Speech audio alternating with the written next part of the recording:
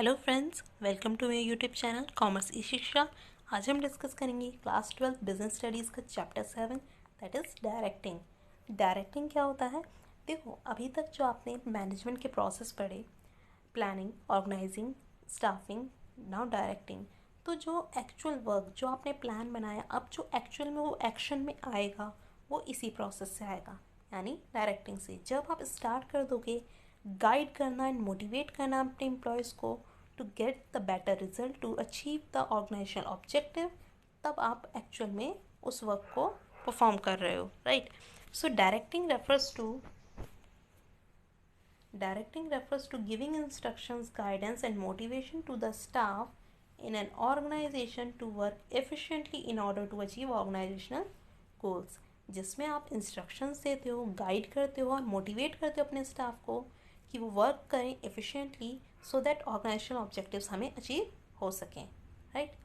Now आ जाता है directing is a की मैनेजर फंक्शन जो मैनेजर परफॉर्म करता है अलॉन्ग विद अदर प्रोसेस। ठीक है, ये कॉन्टीन्यूस प्रोसेस है, ऐसा नहीं है कि आपको एक ही बार परफॉर्म करना है या एक ही बार अपने एम्प्लॉयज़ को गाइड करना है या सिर्फ लोअर लेवल पर आपको गाइड करना है।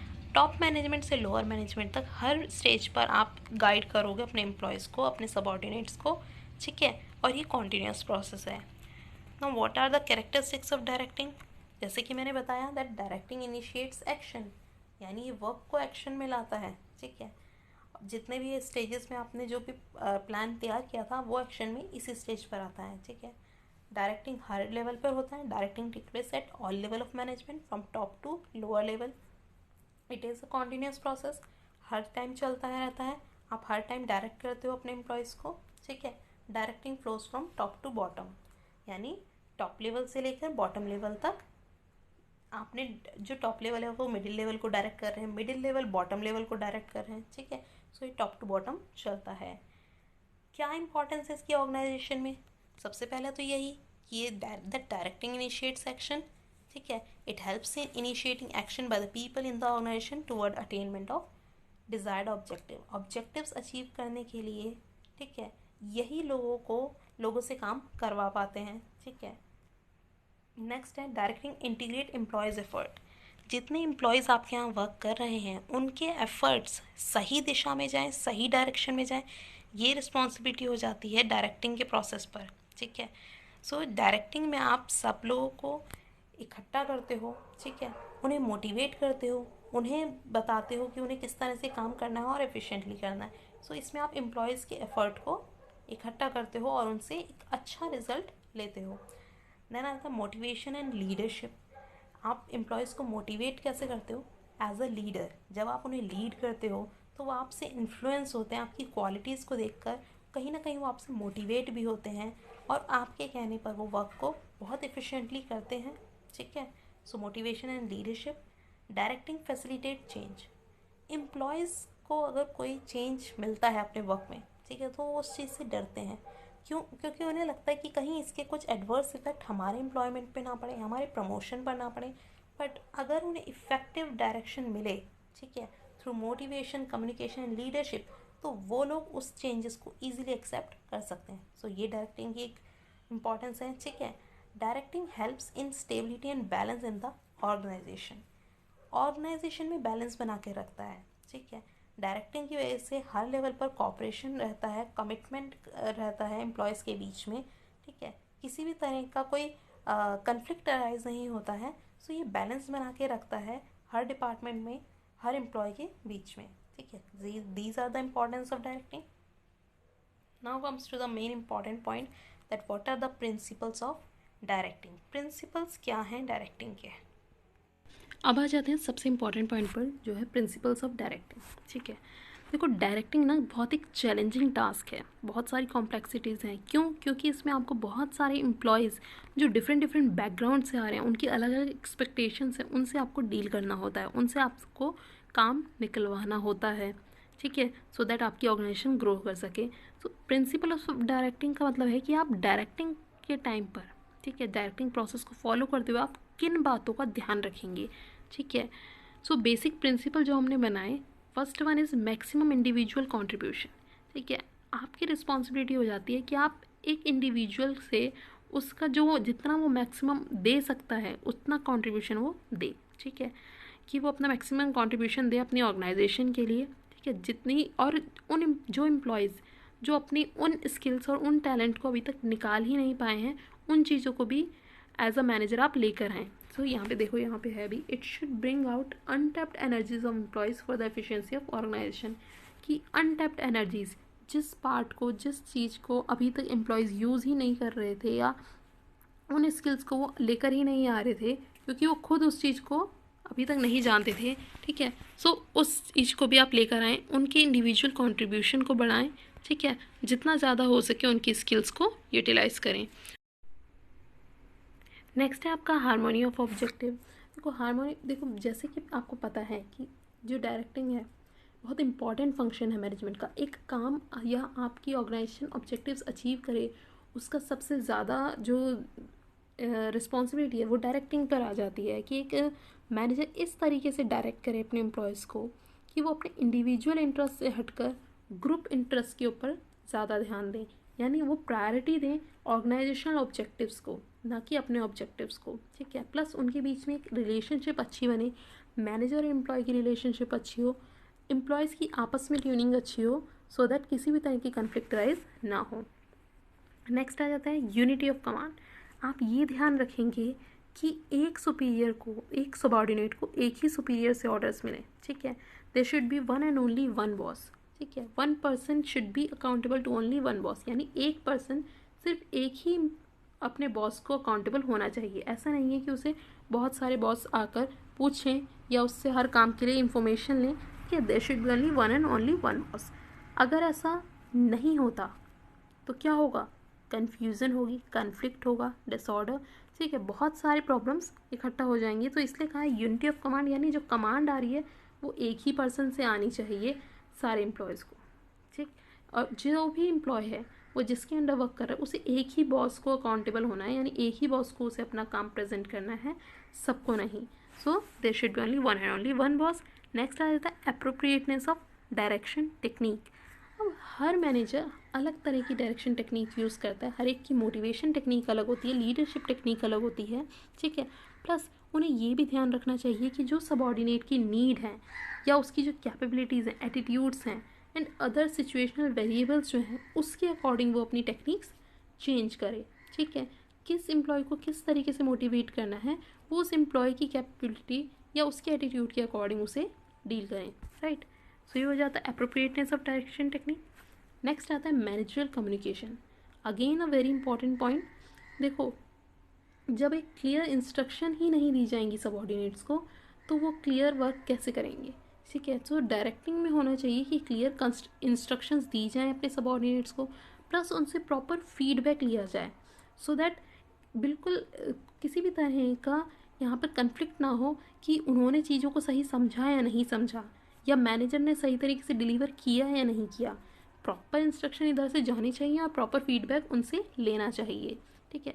सो बहुत ज़रूरी हो जाता है कि आप कम्युनिकेशन करें आपस में, सो दैट फ्री फ्लो हो सके किसका, आइडियाज़ का, इंफॉर्मेशन, सजेशंस, कंप्लेंट्स, कि जो आइडियाज़ एम्प्लॉयज़ से आप ले सकते हो वो आप लोगे, या उन्हें जो आप सजेशंस दे सकते हो वो आप दोगे, या किसी भी तरह की कोई कंप्लेंट आती है तो उस पर आप एक्शन लोगे। सो इसके लिए बहुत ज़रूरी है कि आपका फ्री फ्लो होना चाहिए कम्युनिकेशन का, ठीक। नेक्स्ट आ जाता है यूज़ ऑफ इनफॉर्मल ऑर्गेनाइजेशन। एक मैनेजर ऐसा ही नहीं है कि सिर्फ फॉर्मल तरीके से ही अपने एम्प्लॉय से डील करे, उसे ऑर्गेनाइजेशन में कितने इनफॉर्मल ग्रुप्स हैं और किस किस तरीके से वो एक दूसरे से कनेक्ट हो रखे हैं, उन सब के बारे में भी अवेयर होना चाहिए, ठीक है। ये इम्पॉर्टेंट है कि आप डील कर सकते हो उस पर्सन को, अगर आपको पता है वो किस तरह के ग्रुप के साथ उठता बैठता है या किस तरीके से उसके बिहेवियर है उन ग्रुप्स के साथ, तो आप एक एम्प्लॉय को ईजिली डील कर सकते हो। नेक्स्ट आता है आपका लीडरशिप, ठीक है। लीडरशिप बहुत इंपॉर्टेंट हो जाती है किसी भी एम्प्लॉय को इन्फ्लुएंस करने के लिए या मोटिवेट करने के लिए, ठीक है। सो यहाँ पे हमें ध्यान देना होगा कि आप आपके पास सबसे पहले एज अ मैनेजर आपके पास अच्छी लीडरशिप स्किल्स होनी चाहिए, ठीक है। सो दैट जितने भी एम्प्लॉयज़ हैं वो बिना किसी डिससेटिस्फेक्शन, बिना किसी प्रॉब्लम के आपके ऑर्डर्स को सुने, आपसे इन्फ्लुएंस हो, आपसे मोटिवेट हो और आपके लिए वर्क करें, ठीक। नेक्स्ट आ जाता है फॉलो थ्रू, यानी जितनी भी इंस्ट्रक्शंस आप अभी तक उन्हें दे रहे हैं, ठीक है, तो आप ये भी इंश्योर करें कि जो मैंने उन्हें बताया वो उस तरीके से वर्क परफॉर्म कर भी रहे हैं या नहीं, ठीक है। So these are some principles most important, ठीक है। Now comes to the elements of directing. क्या एलिमेंट्स है डायरेक्टिंग? डायरेक्टिंग में आप किन किन चीज़ों के साथ डायरेक्टिंग कर रहे हैं? So first one is supervision, कि आप सुपरवाइज कर रहे हैं, आप देख रहे हैं, ठीक है। It is an act of watching and directing workers activities. आप देख रहे हैं और उन्हें डायरेक्ट कर रहे हैं उनकी एक्टिविटीज़ को, ठीक है। सो आप सुपरवाइज कर रहे हैं। नेक्स्ट आपका आता है मोटिवेशन। हर एक एम्प्लॉय को मोटिवेशन चाहिए होता है, ठीक है, अपने को और अच्छा करने के लिए और एक अच्छा काम देने के लिए, ठीक है। उन्हें बताना होता है कि वो किस तरह का काम कर रहे हैं। आप उन्हें प्रेज़ कर सकते हैं कि हाँ आप अच्छा काम कर रहे हैं, आप और अच्छा कर सकते हैं। सो मोटिवेशन। नेक्स्ट आता है लीडरशिप, आप उन्हें लीड करेंगे, ये भी बहुत इंपॉर्टेंट हो जाता है, ठीक है, क्योंकि एक लीडर ही इन्फ्लुएंस कर सकता है ग्रुप ऑफ पीपल को, ठीक है। नेक्स्ट कम्युनिकेशन, कि आप इन्फॉर्मेशन आप उन्हें देंगे, उनके एक्सपीरियंस शेयर करेंगे, उनके ओपिनियन शेयर करेंगे, ठीक है। सो ये 4 एलिमेंट हैं डायरेक्टिंग के, या 4 पिलर कहिए डायरेक्टिंग के, जो बहुत इंपॉर्टेंट हैं। इन चारों की मदद से ही एक मैनेजर अच्छे तरीके से अपने एम्प्लॉयज़ को डायरेक्ट कर सकता है कि उन्हें कैसे वर्क करना है और कैसे ऑर्गेनाइजेशनल ऑब्जेक्टिव्स को अचीव करना है। तो सबसे पहले हम डिस्कस करेंगे सुपरविज़न। सुपरविज़न क्या होता है? सुपरविज़न में क्या होता है? That it is the process of guiding the efforts of employees and other resources to accomplish desired objectives, ठीक है। ये एक प्रोसेस है जिसमें आप गाइड करते हो एम्प्लॉयज़ को, ठीक है, सो दैट वो डिजायर्ड ऑब्जेक्टिव्स अचीव करें। बेसिकली इसमें आप देखते हो कि वो कैसे काम करें, overseeing the work and activities of worker employees, कि आपने वो देखा कि वो किस तरीके से वर्क परफॉर्म कर रहे हैं, प्लस आप उन्हें इंस्ट्रक्ट करेंगे, ऑब्जर्व करेंगे, मॉनिटर करेंगे एंड गाइड करेंगे एम्प्लॉयज़ को कि उन्हें क्या काम कैसे करना है, ठीक है। ये ज़्यादातर यूज़ किया जाता है लोअर लेवल मैनेजमेंट पर, ठीक है। फैक्ट्री लेवल पर आप कह सकते हैं, लोअर लेवल मैनेजमेंट पर, जहाँ आप सुपरवाइज़ कर रहे हैं कि हर एम्प्लॉय सही तरीके से, आप देख रहे हैं कि हर एम्प्लॉय सही तरीके से वर्क कर रहे हैं नहीं। क्या इंपॉर्टेंस है इसकी सुपरविज़न की, ठीक है। सबसे पहले तो आप, क्योंकि आप एम्प्लॉयज़ से ही डील कर रहे हैं, तो आपके एक अच्छे कॉन्टैक्ट बन सकते हैं अपने वर्कर्स के साथ, ठीक है। एक अच्छी रिलेशनशिप बन जाती है, आप उन्हें गाइड करते हैं, आप उनके फ्रेंड और फिलोसफर की तरह रहते हैं, ठीक। प्लस ये एक लिंक बन जाता है वर्कर एंड मैनेजमेंट के बीच, ठीक। देखो, जो वर्कर्स की प्रॉब्लम है या वर्कर्स की जो फीडबैक हैं वो मैनेजमेंट तक सुपरवाइज़र पहुंचाता है, ठीक है। वहीं मैनेजमेंट के जो ऑर्डर्स हैं वो वर्कर्स तक सुपरवाइज़र पहुंचाता है। सो एक तरह का लिंक है वर्कर एंड मैनेजमेंट के बीच में। ये एक की रोल प्ले करता है in group unity. Group unity means एक सुपरवाइज़र के अंदर जितने एम्प्लॉयज़ हैं वो उन सबको बांध कर चलता है, उन सबको एक साथ लेकर चलता है, उन सबको कंट्रोल करता है। नेक्स्ट, सुपरवाइज़र इंश्योर करता है कि जो परफॉर्मेंस, जो स्टैंडर्ड्स हमने सेट किए हैं वो हमें अचीव हों, ठीक है। तो इसके लिए वो क्या करते हैं, वो कॉन्टीन्यूस बेसिस पे चेक करते हैं, देखते हैं कि जो परफॉर्मेंस चाहिए वो मिल रही है या नहीं। Plus it is kind of a on the job training. आप काम करते करते उन्हें गाइड कर रहे हैं, उन्हें सिखा रहे हैं, सो आप ऑन द जॉब ट्रेनिंग भी दे रहे हैं, ठीक है। Supervisory leadership plays a key role in influencing the workers. As a supervisor आप वर्कर्स को इन्फ्लुएंस करते हैं, ठीक है, क्योंकि आपके अंदर वो लीडरशिप क्वालिटीज़ होती हैं कि आप उन्हें इन्फ्लुएंस कर सकते हैं, ठीक। सो ये भी बहुत इंपॉर्टेंट हो जाता है। नेक्स्ट आ जाता है कि आप एनालाइज करते हैं work perform by workers. As a supervisor आपको पता होता है कि कौन सा एम्प्लॉय अच्छा काम करता है और कौन सा एम्प्लॉय थोड़ा सा कम अच्छा काम करता है, या कौन सा ज़्यादा अच्छा स्ट्रॉन्ग है और कौन सा वीक है, ये आपको पता होता है। आप एनालाइज कर सकते हैं उनकी परफॉर्मेंस को, राइट। सो इसीलिए सुपरविज़न इम्पॉर्टेंट है। अब आ जाते हैं नेक्स्ट, मोटिवेशन। अब आपने सुपरवाइज कर लिया, पहला एलिमेंट था। नेक्स्ट आपका आ जाता है मोटिवेशन। मोटिवेशन, देखो आप सब कहीं ना कहीं थोड़ा बहुत तो मोटिवेशन को समझते ही हैं कि आप एक दूसरे को मोटिवेट भी करते होंगे। समटाइम्स आप अपने फ्रेंड्स को मोटिवेट करते होंगे या आप अपने फ्रेंड्स से मोटिवेट होते होंगे, ठीक है। मोटिवेशन का मीनिंग यहाँ पर है, देखो, इंसाइटमेंट और इंड्यूसमेंट टू एक्ट और मूव। यहाँ पे ये जो 2 वर्ड हैं, ये 2 वर्ड आपको बताएंगे इसका मीनिंग। इंसाइटमेंट का मीनिंग होता है कि आप किसी को उकसा रहे हो कुछ काम करने के लिए, या इंड्यूसमेंट का मीनिंग होता है यहाँ पर कि आप किसी को लालच दे रहे हो, या प्रलोभन हिंदी में कहें तो, कि आप किसी काम को करने के लिए आप उन्हें प्रोत्साहित कर रहे हो कि आप वो काम करो, ठीक है। सो मोटिवेशन एक प्रोसेस है जिसको आप अप्लाई करते हो लोगों पर, सो दैट वो डिज़ायर्ड गोल्स अचीव कर सकें। ठीक है, इसमें 3 की टर्म्स आपकी आ जाती है, motive, motivation and motivator. Motive क्या होता है, देखो आपको एक गोल अचीव करना है, ठीक है, अब आप उस गोल के लिए दिन रात मेहनत कर रहे हो, ये आपका मोटिव है। ठीक है, कि भाई मुझे वो गोल अचीव करना है, कैसे ना कैसे। नेक्स्ट आपका आता है मोटिवेशन। मोटिवेशन वही जो आप एक प्रोसेस जो आप लोगों पे अप्लाई करते हो सो दैट वो डिसाइड गोल्स को अचीव कर सकते हैं। ठीक है, मोटिवेटर्स क्या होते हैं, मोटिवेटर्स वो होते हैं जो एक एम्प्लॉय या एक पर्सन को मोटिवेट करते हैं। ठीक है, अब एक पर्सन को मोटिवेट कौन कर सकता है, टेक्निक्स। अब कौन सी टेक्निक्स, एज अगर हम एम्प्लॉयमेंट की बात, जॉब की बात करें तो वहाँ पर आपको सैलरी मोटिवेट करती है, बोनस मोटिवेट करता है, हायर पोस्ट पे प्रमोशन मोटिवेट करता है, रिकॉग्निशन की कंपनी में लोग आपको जाने, ये भी आपको मोटिवेट करता है। So these are motivators organization के पॉइंट ऑफ व्यू से। ठीक है, अब मोटिवेशन क्यों इतना ज़रूरी, क्या इसके फीचर्स हैं। सबसे पहले तो ये एक साइकोलॉजिकल फिनोमेना है। साइकोलॉजिकल इन द सेंस कि मोटिवेट आप किसी पर्सन को कर नहीं सकते, आप बाहर से किसी को फोर्स नहीं कर सकते कि वो मोटिवेट हो, ये उसकी इंटरनल फीलिंग होती है, अपनी डिज़ायर होती है जिससे वो मोटिवेट होता है। आप फोर्स नहीं कर सकते उस एम्प्लॉय को कि वो मोटिवेट हो। ठीक है, it is a goal oriented behaviour. ठीक है, गोल ओरिएंटेड बिहेवियर यानी आप एक गोल को अचीव करने के लिए आप मोटिवेट होते हो to achieve something, right. It induce people to behave in a particular manner so that they can achieve their goals. ठीक है, मोटिवेशन जो है एक एम्प्लॉय को या एक पर्सन को उस दिशा में ले जाता है सो दैट कि वो डिज़ायर्ड गोल्स को अचीव कर सके। So it is a goal oriented behaviour. Next आ जाता है, इट कैन बी पॉजिटिव और it can be negative. Definitely positive कैसे होगा कि आपने किसी की पे इंक्रीज कर दी, आपने प्रमोशन कर दिया या आप बोनस एक्स्ट्रा दे रहे हो, तो ये पॉजिटिव मोटिवेशन है। ठीक है, नेगेटिव मोटिवेशन कैसे होगा, मोटिवेशन में आप किस सामने वाले को ये बता रहे हो कि भाई आपको काम करना है, आप उसको और ज़्यादा प्रोत्साहित कर रहे हो कि आप काम करो, तो वो नेगेटिव वे में भी हो सकता है। कैसे, अगर मैं किसी को ये डर दूँ कि भाई मैं आपको लोअर पोस्ट पे ट्रांसफ़र कर दूँगी, ठीक है, या आपको इस साल कोई इंक्रीमेंट नहीं मिलेगा, या आपको इस साल कोई बोनस नहीं मिलेगा अगर आपने काम अच्छे से नहीं किया तो। ठीक है, सो इस डर से मैं कहीं ना कहीं अपनी परफॉर्मेंस इंक्रीज़ करूँगी क्योंकि मुझे बोनस चाहिए, राइट। सो इस डर से, सो ये it is kind of a motivation, negative है लेकिन मोटिवेशन है। नेक्स्ट आ जाता है, it is a complex process. देखो जहाँ पर भी ह्यूमन फैक्टर इन्वॉल्व हो जाता है ना, वो कॉम्प्लेक्स प्रोसेस हो जाता है, क्योंकि every individual is different from other.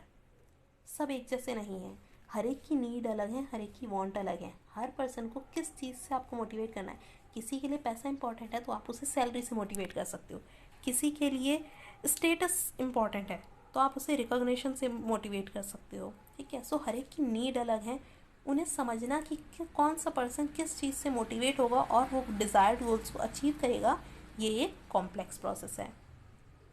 अब मोटिवेशन प्रोसेस में देखो क्या होता है, कैसे इंसान मोटिवेट होता है। सबसे पहले ना उसके पास एक अनसेटिस्फाइड नीड होगी। Unsatisfied need in the sense, किसी को पैसे की नीड होती है या किसी को स्टेटस की नीड होती है, जैसे मैंने बताया, किसी को सिक्योरिटी की नीड होती है। तो सबसे पहले एक अनसेटिस्फाइड नीड है जिसे वो पूरा नहीं कर पा रहा है। अच्छा, अगर आपकी कोई ज़रूरत आप पूरी नहीं कर पाते तो आपको टेंशन होती है, बिल्कुल होती है, आपको टेंशन हुई। अब टेंशन से आपके मन में ये ड्राइव आई कि मतलब ये इच्छा हुई कि मुझे ये चीज़ अब चाहिए, अचीव करनी है। ठीक है, तो अब आपने अपने बिहेवियर को उसके अकॉर्डिंग चेंज किया, आप अपने उस बिहेवियर के अकॉर्डिंग वर्क करना शुरू किया कि आप किस तरीके से गोल अचीव कर सकते हैं। ठीक है, अब आपने अपने बिहेवियर में चेंज लाया तो अब आपकी सेटिस्फाई हो गई नीड, यानी अब आपने वो चीज़ अचीव कर ली, आपकी नीड पूरी हो गई, आप सेटिस्फाई हो गए। अब आपकी टेंशन कम हो जाएगी, reduction of tension. So it is a process of motivation. Importance क्या है मोटिवेशन की एक ऑर्गेनाइजेशन में, ये परफॉर्मेंस इम्प्रूव करता है, बिल्कुल हर एक एम्प्लॉई की परफॉर्मेंस इम्प्रूव होती है। It helps to change negative attitude. एक पर्सन जो भी अच्छे से काम नहीं कर रहा था, अगर हम उसे मोटिवेट करेंगे तो अच्छे से काम करने का लगेगा, तो नेगेटिव एटीट्यूड पॉजिटिव एटीट्यूड में बदलता है, right. Motivation help to reduce employ turnover. अगर आपके पास अच्छे एम्प्लॉय हैं जो मोटिवेटेड भी हैं आपकी कंपनी के गोल्स अचीव करने के लिए, तो आपको और ज़्यादा एम्प्लॉयज़ की रिक्वायरमेंट नहीं होती। सो ये कहीं ना कहीं, so by motivating employees new recruitment and training cost can be reduce. आप कम कर सकते हो training cost. Motivation helps to reduce absenteeism in the organisation. अगर एक एम्प्लॉय मोटिवेटेड है, अपने वर्क के प्रति सीरियस है, ठीक है, वर्किंग कंडीशंस उसे अच्छी मिल रही हैं, तो वो ऐसा नहीं, उसका मन करेगा ऑफिस आने का, वो अपने वर्क को प्रेफरेंस देगा, ठीक है। अगर किसी को ऑफिस आने में खुशी मिलती है, ठीक है, तो वो क्यों छुट्टी करेगा, ठीक है। सो एब्सेंटिज्म को रिड्यूस करता है। Motivation facilitate change. आप मोटिवेशन के थ्रू जो आपके चेंजेस आते हैं ऑर्गेनाइजेशन में, उन चेंजिंग वर्किंग कंडीशंस में भी एम्प्लॉयज़ को वर्क करवा सकते हो थ्रू मोटिवेशन। नेक्स्ट अब क्या जाती है, ये बहुत ज़्यादा इम्पॉर्टेंट, बहुत ज़्यादा मीन्स आप इसके ऊपर ऐसे ऐसे 3 स्टार बना लीजिए कि ये बहुत ज़्यादा इम्पॉर्टेंट है। Maslow's need hierarchy theory of motivation. Maslow, जिनका ये नाम है, जिन्होंने ये थ्योरी दी है, right. Maslow need hierarchy theory में अब क्या कहा है मैस्लो ने? मैस्लो जिन्होंने ये थ्योरी दी है, ये नाम आप बहुत अच्छे से याद रखेंगे कि मैस्लो ने एक मोटिवेशनल थ्योरी दी है, ठीक है। मोटिवेशन के ऊपर उन्होंने एक थ्योरी दी है, जो थ्योरी ये बताती है कि आपको किस तरीके से मोटिवेट करना है, ठीक है, किस ऑर्डर में आपको मोटिवेट करना है अपने एम्प्लॉयज़ को। उन्होंने बताया कि एक एम्प्लॉय को मोटिवेट करने के लिए सबसे पहले ये जानना ज़रूरी है कि उसकी क्या नीड्स हैं जिनको पूरा करने पे वो मोटिवेट हो सकता है, जिनको ध्यान में रखकर हम उसे मोटिवेट कर सकते हैं, क्योंकि हर एम्प्लॉय की नीड अलग अलग है, ठीक है। तो उन्होंने यहाँ पर नीड डिवाइड किए हैं कि हर एम्प्लॉय की नीड अलग हो सकती है। तो सबसे पहले मैनेजर को यह आइडेंटिफाई करना है कि उस पर्सन की नीड क्या है, ठीक है, उसके अकॉर्डिंग उसे मोटिवेट करेंगे और उसके अकॉर्डिंग डिसाइड करेंगे कि कौन कौन सी टेक्निक्स आप यूज़ कर सकते हैं उसे मोटिवेट करने के लिए, ठीक है। अब मैं आपको इसको एक ना डायग्राम के थ्रू समझाती हूँ। देखो, ये जो मैस्लो नीड हायरार्की थ्योरी, ये एक डायग्राम के थ्रू आप समझेंगे। सबसे पहले मैस्लो ने ना 5 नीड्स दी। 5 नीड्स उन्होंने यहाँ दिखाई हैं। बेसिक साइकोलॉजिकल नीड, सेफ्टी और सिक्योरिटी नीड, एफिलिएशन और belongingness need, esteem needs and self actualization needs. बहुत इंपॉर्टेंट है, इनको रटना है आपको, ये पांचों नाम आपको याद होने चाहिए। सबसे पहली basic psychological, then safety, then affiliation, then esteem, then self actualization need, ठीक है। सो उन्होंने कहा हर एम्प्लॉय की यही 5 नीड में से कोई एक होती है, ठीक है। सो सबसे पहले आपको ये आइडेंटिफाई करना है किस एम्प्लॉय की कौन सी नीड है। अब बेसिक नीड में क्या आता है, देखो ये एक इंडिविजुअल एग्जाम्पल के थ्रू हम समझ रहे हैं और ये एक ऑर्गेनाइजेशन के एग्जाम्पल के थ्रू। सबसे पहले बेसिक नीड में आता है आपका, हिंदी में बोले तो रोटी, कपड़ा और मकान, ठीक है। सो हंगर, ठीक है, सबसे पहले बेसिक नीड है। अगर एक इंसान की बेसिक नीड्स पूरी हो जाएंगी तब वो नेक्स्ट नीड के ऊपर नेक्स्ट चीज़ वो चाह तभी सकेगा जब उसकी बेसिक नीड्स पूरी होंगी, ठीक। सेफ्टी पे, जब बेसिक नीड्स सपोज उसकी कंप्लीट हैं, ठीक है, उसे टाइम पे सब चीज़ मिल रही है। सेफ्टी नीड पे आ जाती है स्टेबिलिटी ऑफ इनकम। अब वो चाहता है कि उसकी एक स्टेबल इनकम रहे, कि हर मंथ वो इतना रहे कि हर महीने उसे इतने पैसे मिलेंगे ही, सिक्योर रहे वो एक तरह से, ठीक। अब उसके बाद आती है एफिलिएशन और बिलोंगिंगनेस नीड। ये दोनों नीड जब पूरी हो गई तब वो इस नीड पर आया कि भाई अब उसे चाहिए कि उसके फ्रेंड्स भी हों, फ्रेंडशिप रहे उसकी सोसाइटी में, ठीक है। जब फ्रेंडशिप भी हो गई, सबसे अच्छे रिलेशन बन गए, जब ये नीड पूरी होगी तब इस नीड पर जाएगा, यानी स्टीम नीड, कि अब उसको चाहिए कि मेरा सोसाइटी में स्टेटस अच्छा हो, लोग मुझे जाने, अच्छा नाम हो मेरा, ठीक है। जब लोगों ने जानना भी शुरू कर दिया, स्टेटस अचीव हो गया उससे अपने सोसाइटी में, तब आ जाती है आपकी self actualization need. Self actualization need में यानी जो उसने लाइफ से एक्सपेक्ट किया था वो सब उसे मिल गया, ठीक है। सेल्फ फुलफिलमेंट हो गया, जो उसे चाहिए था वो सब मिल गया, अब उसकी कोई ऐसी इच्छा बाकी नहीं है, ठीक है। सो ये सारी नीड्स हैं और ये ध्यान रखना है कि ये डाउनवर्ड से अपवर्ड की तरफ जाएंगी, यानी सबसे पहले बेसिक नीड पूरी होनी चाहिए तभी वो सेफ्टी नीड के बारे में सोच पाएगा। सेफ्टी नीड पूरी होंगी तब वो एफिलिएशन के बारे में सोचेगा, उसके बाद स्टीम और उसके बाद सेल्फ एक्चुअलाइजेशन, राइट। अब अगर ऑर्गेनाइजेशन के पॉइंट ऑफ व्यू से सोचें तो कोई एम्प्लॉय अगर आपके पास कंपनी में अभी न्यू आया है तो सबसे पहले बेसिक नीड उसकी क्या है कि उसे एक बेसिक सैलरी मिलनी चाहिए, ठीक। जब उसे बेसिक सैलरी मिलने लगेगी, ठीक है, एक टाइम बाद ये चीज़ उसे मोटिवेट नहीं करेगी, है ना। एक टाइम बाद उसे लगेगा भाई ये तो मिल ही रही है, इसके अलावा और क्या मिल रहा है। तब आ जाती है आपकी सेफ्टी और सिक्योरिटी नीड। अब उसे चाहिए कि मेरा फ्यूचर सिक्योर हो, यानी मुझे पेंशन प्लान मिले कि अगर मेरी जॉब कंप्लीट हो जाएगी उसके बाद मुझे पेंशन भी मिलती रहे, ठीक है। सो ये सेफ्टी सिक्योरिटी नीड। इसके बाद आती है एफिलिएशन बिलोंगिंगनेस, कि उसके अच्छे रिलेशन हो अपने कलीग्स के साथ, ठीक है। सबके साथ अच्छे से रिलेशनशिप उसकी बने। देन आती है स्टीम नीड। भाई यहाँ पर बेसिक सैलरी भी मिल रही थी, पेंशन प्लान भी मिल गए, रिलेशनशिप भी अच्छी हुई। अब उसे चाहिए कि मुझे जॉब टाइटल यानी मुझे एक अच्छी पोस्ट चाहिए, हायर पोस्ट भी मिलनी चाहिए। जब ये नीड पूरी हो जाती है तब आती है सेल्फ एक्चुअलाइजेशन नीड, यानी जो उसने गोल्स अपने सेट किए थे वो उसने अचीव कर लिए। ठीक है, तो अब अगर कोई पर्सन इस लेवल को पार कर चुका है यानी उसकी बेसिक नीड पूरी हो चुकी हैं, तो क्या मैं उसे मोटिवेट कर सकती हूँ बेसिक सैलरी का एग्जांपल देकर कि भाई आपको इतनी बेसिक सैलरी मिलेगी तो आप अच्छे से काम करो? तो वो उस चीज़ पे कभी मोटिवेट नहीं होगा जो उसे जिस चीज़ को ऑलरेडी अचीव कर चुका है। ठीक है, तो इस लेवल को पार करने वाले को आप इस चीज़ से मोटिवेट नहीं कर सकते, आपको उसे ऊपर लेकर जाना होगा कि भाई पेंशन प्लान मिलेगा, तब वो मोटिवेट होगा। राइट, सो ये मैस्लो की हायरार्की नीड थ्योरी थी कि इसी हायरार्की में चलेगा। ठीक है, इसी हायरार्की मतलब ऐसे ही ये लेवल चलेगा, सबसे पहले ये नीड, फिर ये, फिर ये, फिर ये और फिर ये। राइट, आई होप क्लियर हुआ होगा अच्छे से। अब आगे बढ़ते हैं। अब आ जाते हैं financial and non financial incentives. देखो मोटिवेटर में अगर देखें, पॉजिटिव मोटिवेटर में तो ये भी आते हैं financial and non financial incentive, जिन्हें देकर आप अपने एम्प्लॉयज़ को मोटिवेट कर सकते हो। ठीक है, तो सबसे पहले आता है आपका financial incentives in the sense जिसमें आप पैसे के थ्रू आप किसी को मोटिवेट कर रहे हो, और नॉन फाइनेंशियल जिसमें पैसे के बिना। सो सबसे पहले फाइनेंशियल इंसेंटिव्स देखें।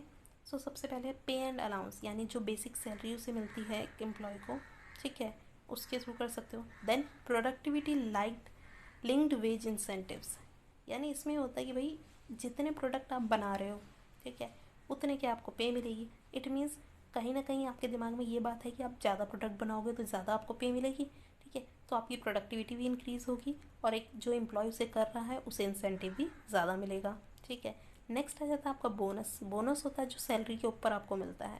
ठीक है, जो उन एम्प्लॉयज़ को दिया जाता है जो अच्छे से वर्क कर रहे हो। ठीक, नेक्स्ट आता है आपका प्रॉफिट शेयरिंग। कंपनी में आप उन्हें प्रॉफिट शेयरिंग दे सकते हैं कि भाई इतना परसेंटेज प्रॉफिट हम अपने एम्प्लॉयज़ को देंगे टू मोटिवेट देम। ठीक है, को पार्टनरशिप, उनकी पार्टनरशिप आप ऐड कर सकते हो। ठीक है, कि एम्प्लॉयज़ आपकी कंपनी में जो हायर पोस्ट पर हैं एम्प्लॉयज़, उन्हें आपने दे दिया कि आप हमारी कंपनी के शेयर्स परचेज कर सकते हो मार्केट से लो प्राइस पर। ये भी एम्प्लॉयज़ को मोटिवेट करता है। रिटायरमेंट बेनिफिट्स दे सकते हो कि भाई आपको पेंशन मिलेगी या इतना पीएफ आपको मिलेगा। आपकी एम्प्लॉयमेंट मतलब जो टाइम है वो कंप्लीट होने के बाद आपको ये बेनिफिट्स मिलेंगे। ठीक है, नेक्स्ट आ जाता है आपका perquisite. It means company fringe benefits offer कर सकती है अपने एम्प्लॉयज़ को, यानी कि आपने जो सैलरी दे रहे हैं उसके अलावा आप उन्हें अलग से कुछ अलाउंस प्रोवाइड कर सकते हैं। For example car allowance, company car की फैसिलिटी प्रोवाइड कर रही है, या हाउस अलाउंस, या medical aid, education to the children. इस टाइप के सैलरी से अबव वो कुछ फ्रिंज बेनिफिट्स अपने एम्प्लॉयज़ को दे सकती है, सो दैट एम्प्लॉयज़ मोटिवेट होकर काम करते रहें। Non financial incentives, in incentives में कंपनी किसी भी तरह के आपको अमाउंट नहीं प्रेफर कर रही है, बल्कि यहाँ पे साइकोलॉजिकल सेटिस्फेक्शन के थ्रू एम्प्लॉय को सेटिस्फाई कर रही है। ठीक है, देखो इसमें सबसे पहले आता है आपका स्टेटस। आप किसी एम्प्लॉय को हायर पोजीशन देंगे तो वो कहीं ना कहीं स्टेटस सिंबल हो जाता है। ठीक है, तो वो आपको मोटिवेट करता है। अब आ जाता है आपका ऑर्गेनाइजेशनल क्लाइमेट। देखो अगर कंपनी का क्लाइमेट अच्छा होगा, इन द सेंस एनवायरनमेंट अच्छा होगा, वहाँ वर्किंग कंडीशंस अच्छी होंगी, वो भी एक एम्प्लॉय को मोटिवेट करते हैं। नेक्स्ट है करियर एडवांसमेंट अपॉर्चुनिटी। अगर एक एम्प्लॉय को जो नई नई स्किल्स वहाँ सीखने को मिलेंगी, प्रोग्राम सीखने को मिलेंगे, ठीक है, सो वो कहीं ना कहीं उसे हेल्प करेंगे कि वो इन फ्यूचर अपने पोजीशन को इम्प्रूव कर सके, अपनी परफॉर्मेंस को इम्प्रूव कर सके, और उसके जो अपॉर्चुनिटीज़ हैं प्रमोशन की वो बढ़ सकें। नेक्स्ट आ जाता है आपका जॉब इनरिचमेंट। जॉब इनरिचमेंट में क्या करते हो आप? देखो एक एम्प्लॉय जो अपने वर्क से ज़्यादा अच्छा काम करना चाहता है, या उस काम को करना चाहता है जिसमें नॉलेज ज़्यादा नॉलेज की रिक्वायरमेंट हो या ज़्यादा स्किल की रिक्वायरमेंट हो, तो आपने उसकी जॉब इनरिच करी, यानी आपने उसे ज़्यादा सीखने का मौका दिया, ज़्यादा अच्छा काम करने का मौका दिया। ठीक है, सो इससे भी एम्प्लॉय मोटिवेट हो सकते हैं।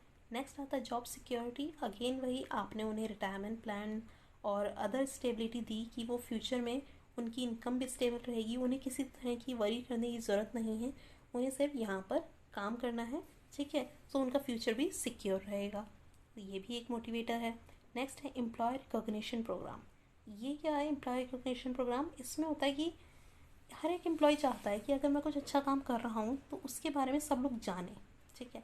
सो ये बहुत ज़रूरी हो जाता है कि आप एक एम्प्लॉय को उसके अच्छे काम के लिए प्रेज़ करें और वो भी सारे एम्प्लॉयज़ के सामने करें, ठीक है। सो ये एक बहुत अच्छा पॉइंट हो जाता है एम्प्लॉयज़ को मोटिवेट करने के लिए। नेक्स्ट है employ participation. It means decision making में आप एम्प्लॉयज़ को भी पार्टिसिपेशन का मौका दें कि वो भी अपने आइडियाज़ शेयर करें, वो भी बताएं कि क्या डिसीजन लिया जा सकता है कंपनी में, वो अपनी राय देंगे तो वो कहीं ना कहीं मोटिवेट फील करेंगे। नेक्स्ट है एम्प्लॉय एम्पावरमेंट। इट मीन्स आप एम्प्लॉयज़ को ऑटोनॉमी दें या एम्प्लॉयज़ को कुछ पावर्स दें जहाँ पे उन्हें वो अपने डिसीज़न, बेसिक लेवल के डिसीज़न वो खुद से ले सकें। ये कुछ थे नॉन फाइनेंशियल इंसेंटिव्स। अब आ जाते हैं आप मोटिवेशन से हटकर लीडरशिप पर। This is the third element of directing, right. Leadership क्या है? बेसिकली आपके ये एक प्रोसेस है जिसमें आप लोगों के साथ इंटरेक्ट करते हो, कम्युनिकेट करते हो और उन्हें इन्फ्लुएंस करते हो, ठीक है। एक पर्सन के अंदर एबिलिटी होती है कि वो अच्छे रिलेशन बना सके और इन्फ्लुएंस कर सके अपने फॉलोअर्स को, उन्हें मोटिवेट कर सके सो दैट वो अचीव कर सकें ऑर्गेनाइजेशन गोल्स को, right. So leadership is a technique to motivate people, to influence people, ठीक है, जिसमें आप इंटरेक्शन और कम्युनिकेशन के थ्रू लोगों को मोटिवेट करते हो, ठीक है।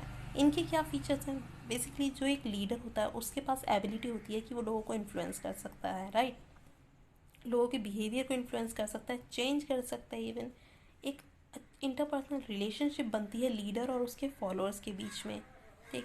और ये आपको हेल्प करता है लोगों को गोल्स अचीव कराने में। देखो एक लीडर अगर अच्छा होगा तो वो अपने जितने भी सबॉर्डिनेट्स हैं उनसे बहुत अच्छा काम करवा सकता है। बेस्ट एग्जांपल इसका देखना आप के जी एफ मूवी देखिए। उसमें जो लीडर है, ठीक है, उसके पीछे लोग कुछ भी करने को तैयार हैं, ठीक है। तो अगर एक लीडर अच्छा है तो लीडर ने कह दिया कि हमें ये ऑब्जेक्टिव अचीव करना है तो लोग उसके लिए दिन रात मेहनत करेंगे। बस यहाँ है कि जो लीडर है उसके पास लीडरशिप क्वालिटीज़ होनी चाहिए, ठीक है।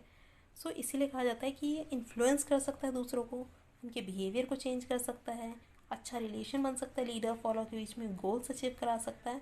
Plus it is a continuous process, ये तो है ही, क्योंकि ये लगातार चलता है। ऐसा नहीं है आपने एक बार लोगों को लीड किया और दोबारा नहीं करेंगे, कॉन्टीन्यूस बेसिस पे करेंगे, ठीक। अब इसकी इम्पोर्टेंस आप सबको पता है, ठीक है। लोग अभी हमने पढ़ा कि इन्फ्लुएंस करता है बिहेवियर को, अच्छी रिलेशनशिप बनाता है, ठीक है। चेंजेस जो आते हैं एनवायरनमेंट में उन्हें एक्सेप्ट करवाते हैं, कन्फ्लिक्ट्स को इजीली हैंडल कर सकते हैं, अपने सबॉर्डिनेट्स को ट्रेनिंग दे सकते हैं। मेन पॉइंट अब आ जाता है यहाँ कि क्या क्वालिटीज़ होनी चाहिए एक अच्छे लीडर में, ठीक है। अगर एज ए लीडर आप किसको पसंद करेंगे? पहला पॉइंट है फिजिकल फीचर्स। इट मीन्स उसकी हेल्थ अच्छी होनी चाहिए, ओवरऑल पर्सनैलिटी अच्छी होनी चाहिए, राइट। नेक्स्ट आपका आ जाता है नॉलेज, यानी जिस चीज़ के लिए वो आपको लीड कर रहा है उसके पास उस चीज़ की नॉलेज बहुत अच्छी होनी चाहिए, तभी वो इन्फ्लुएंस कर पाएगा अपने सबॉर्डिनेट्स को। नेक्स्ट आपका आ जाता है integrity. It means the leader should be a role model. वो रोल मॉडल होना चाहिए regarding ethics, values, integrity and honesty, ठीक है। हर तरीके से लोगों से सही समझें, लोगों से गलत ना समझें, ठीक। नेक्स्ट है इनिशिएटिव। एक लीडर ऐसा होना चाहिए जो अपॉर्चुनिटीज़ का इंतज़ार ना करे, वो उन्हें जल्दी से जल्दी ग्रैब करे और उसका बेनिफिट अपने फॉलोअर्स को दे, ठीक है। फॉर एग्ज़ाम्पल कोई अच्छा प्रोजेक्ट है, ठीक है, जिसमें बहुत अच्छे चांसेस हैं लोगों के डेवलपमेंट के, ग्रोथ के, प्रमोशन के। सो एक लीडर का काम है कि वो जल्दी से जल्दी उस अपॉर्चुनिटीज़ को अपने पास लाए जिसका बेनिफिट वो अपने फॉलोअर्स तक भी दे, ठीक है। नेक्स्ट है communication. As a leader you should be a good listener. अगर आप लोगों की प्रॉब्लम्स नहीं सुनोगे, उनके फीडबैक नहीं सुनोगे तो आप उन्हें अच्छे से लीड ही नहीं कर सकते। तो एक अच्छा कम्युनिकेटर होना चाहिए, अच्छा लिसनर होना चाहिए। उसके बाद हम देखते हैं मोटिवेशन स्किल्स। एक लीडर के पास अच्छी मोटिवेशन स्किल्स होनी चाहिए कि वो लोगों को इन्फ्लुएंस कर सके अपनी बातों से, ठीक है। सेल्फ कॉन्फिडेंस उनके अंदर अच्छा होना चाहिए। जब आपको दिखेगा सामने वाला बहुत ज़्यादा कॉन्फिडेंट है तभी आप उसकी बात पे यकीन कर सकते हो। नेक्स्ट है डिसिसिवनेस, यानी जो एक डिसीज़न आपने ले लिया एज ए लीडर, आप उसे फ्रिक्वेंटली चेंज ना करते रहें। इससे क्या लगेगा कि भाई आप ही कंफ्यूज हैं, आप खुद का मतलब श्योर नहीं है उस डिसीज़न पर। तो आपने जो एक बार डिसीज़न ले लिया, आप उसके ऊपर श्योर रहें, उसे फ्रिक्वेंटली चेंज ना करें। नेक्स्ट है सोशल स्किल्स। उसको अच्छे रिलेशनशिप मेंटेन करना चाहिए, फ्रेंडली रिलेशनशिप बनानी चाहिए अपने फॉलोअर्स के साथ, अच्छी सोशल स्किल्स होनी चाहिए। ये तो है कि आपके एक अच्छे लीडर में क्या चाहिए, कैसा वो होना चाहिए। अब आप देखेंगे लीडरशिप स्टाइल। ठीक है, कैसे लीडरशिप स्टाइल यानी किस तरह की लीडरशिप करनी चाहिए एज अ लीडर आपको। ठीक है, सो इसमें 3 पार्ट्स में बना है इसे। फर्स्ट वन इज ऑटोक्रेटिक और अथॉरिटेरियन लीडर, ऐसा लीडर। अब ये क्या होता है, देखो इसमें क्या होता है, देखो मैं आपको क्या बताऊँ। सपोज ये लीडर है, ठीक है, यही सारे डिसीजन भी लेगा, ठीक है, यही सबको बताएगा भी कि आपको कमांड भी यही करेगा। ठीक, हर तरीके से जितने भी एम्प्लॉयज़ हैं उनका कोई रोल नहीं है, इन एम्प्लॉयज़ का कोई रोल नहीं होगा, सब कुछ कौन कर रहा है, ये लीडर कर रहा है। ठीक है, सो डिसीजन मेकिंग पावर यहाँ पर सेंट्रलाइज होती है, the decision making power is centralise. ठीक है, तो मतलब हर एक एम्प्लॉय को ये कंपलसरी हो जाएगा कि आपको अपने लीडर के ऑर्डर्स ओबे करने हैं, आप किसी भी तरह का सवाल नहीं कर सकते। ठीक है, स्ट्रिक्ट ऑर्डर्स आपको फॉलो करने हैं। सो ये उन सिचुएशन में पॉसिबल है जहाँ पर जो पहले तो जो लीडर है वो बहुत ज़्यादा नॉलेजेबल हो, उसके बाद बहुत ज़्यादा नॉलेज हो।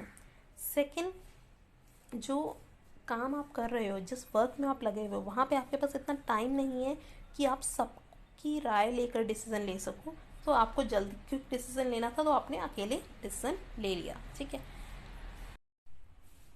नेक्स्ट है आपका डेमोक्रेटिक और participative leader. As the name suggest कि डेमोक्रेटिक और पार्टिसिपेटिव है, यानी यहाँ पे जो लीडर है ये अपने एम्प्लॉयज़ को कहता है कि आप भी पार्टिसिपेट करो, हर चीज़ में आप भी डिसीज़न लेने में पार्टिसिपेट करो। ठीक है, पॉलिसीज़ बनाने में भी आप भी पार्टिसिपेट करो, यानी सबकी राय लेकर चलता है ये लीडर। ठीक है, सो यहाँ पे लिखा है a democratic leader give orders after consulting the group, यानी वो जो भी आपको ऑर्डर देगा वो पहले सारे ग्रुप से डिस्कस करेगा, जो बेस्ट लगेगा वो ऑर्डर आपको पास ऑन करेंगे।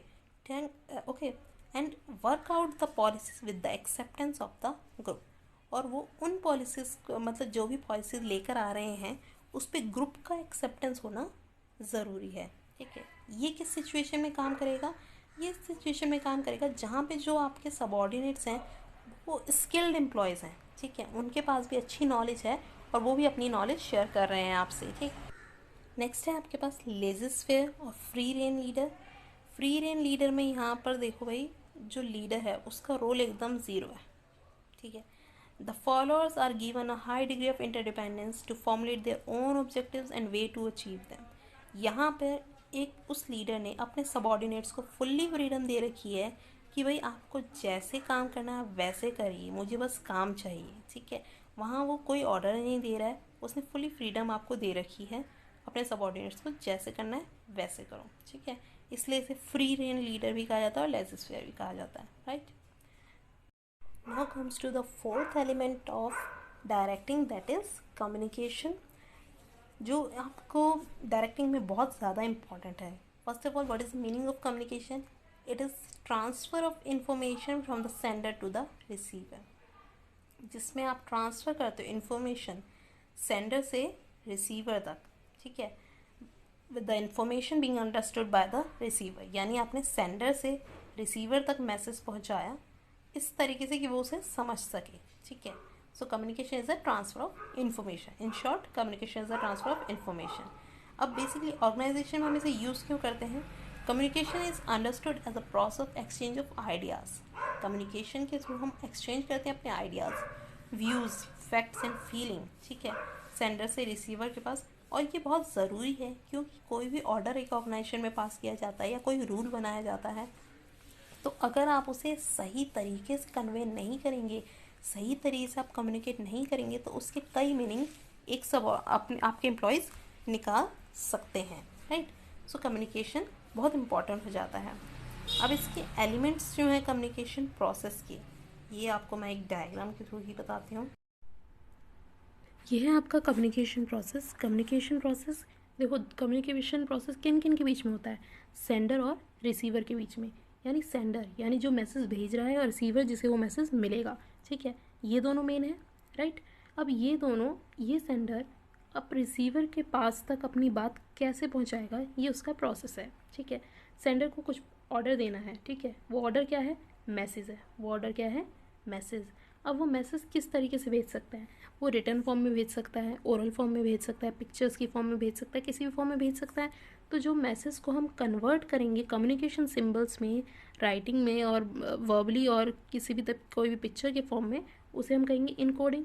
यानी अब आपने कन्वर्ट कर दिया मैसेज। अब वो इनकोडिंग के बाद वो मैसेज मीडिया चैनल के थ्रू जाएगा। रिटर्न फॉर्म में सपोज़ अगर हमने कोई मैसेज भेजा है तो या तो हम उसे पोस्ट कर सकते हैं, हम ईमेल कर सकते हैं, टेक्स्ट मैसेज कर सकते हैं, राइट। ठीक है, अब हमने मीडिया चैनल के थ्रू वो मैसेज सेंड कर दिया। ठीक है, सेंड करने के बाद क्या होगा, डीकोडिंग। डीकोडिंग क्या मतलब होता है कि डीकोड मतलब एक कोड को डीकोड करना।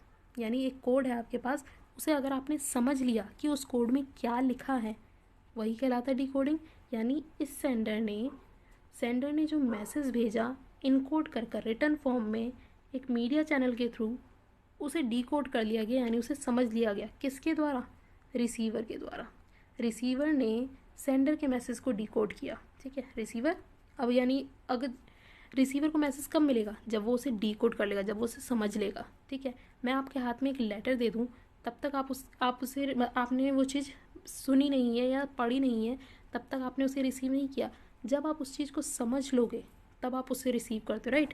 तो यहाँ पर यही है कि डीकोडिंग हुई, यानी आपने उस मैसेज को समझा, रिसीवर ने समझा, रिसीवर ने वो मैसेज रिसीव कर लिया।